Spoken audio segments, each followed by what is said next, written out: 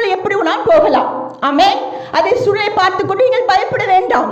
எந்த மனுஷனை கண்டும் நீங்கள் கலங்க வேண்டாம். ஹல்லேலூயா. உனக்குள் வெளிச்சம் இருக்கும்போது இருளுக்கும் உனக்கும் சம்மதம் என்ன? ஆமென். கர்த்தர் சொல்கிறார், இருளான மனுஷன், ஆமென், இயேசு கிறிஸ்துவை அறியாதவர்கள் அறியாம என்று இருள் அவர்களுக்குள் சூழ்ந்திருக்கிறது.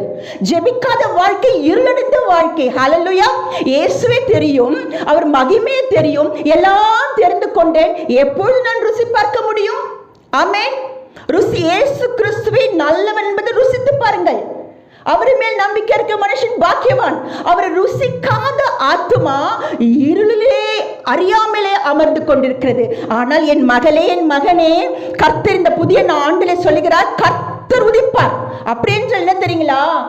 அவர் உன்மேல் கவனம் வைத்திருக்கிறார் என்று அர்த்தம். ஹல்லேலூயா. பாருங்க, ஒவ்வொரு நாளும் அதிகாலையிலே சூரியன் எப்படி உதிக்கிறது பார்த்தீங்களா? சன் ரைஸ் ஆகுதுங்க ஒவ்வொரு நாளுங்க. கவனமாய் அது ஒவ்வொரு நாள் எழும்பி கொண்டிருக்கிறது. அதே போல கர்த்தர் உன்மேல் உதிப்பார் இந்த ஆண்டிலே. அப்படி என்றால் கர்த்தர் தான் உனக்கு பதிலாக மாறப் போகிறார். ஹல்லேலூயா. அவர் எல்லாம் பொறுப்பு அவர் எடுத்துக்கொள்ள போகிறார். ஆமென். ஹல்லேலூயா. அவர் நம்மை சுமக்க கடமை உள்ளவராயிருக்கிறார். ஹல்லேலூயா. அவர் உத்தரவாதம் செய்கிறார், என் பிள்ளைய நான் பார்த்துக் கொள்வேன். ஆமென். ஒருத்தன் கையில விட மாட்டேன். ஆமென்.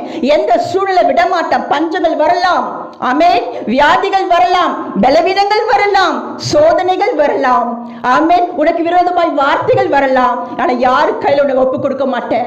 ஏன்னா நானே உனக்கு பதில். நான் உன்னை அண்டர்டேக் பண்ண போறேன். ஆமென். இதை கேட்டுக்கொண்டிருக்க தேவன் சொன்னமே, கர்த்தர் பொறுப்பாளராக மாறப் போகிறார். ஆமென்.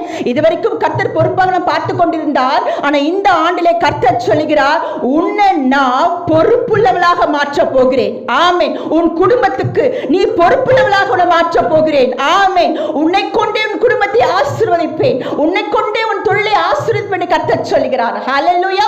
உன் கையின் பிரயாசங்கள் உன்னை கொண்டே நான் பலப்படுத்துவேன். ஆமென். உன்னை கண்டவர்கள் என்னை காண்பார்கள் என்று கர்த்தர் இன்றைக்கு உங்களோடு பேசிக் கொண்டிருக்கிறார்.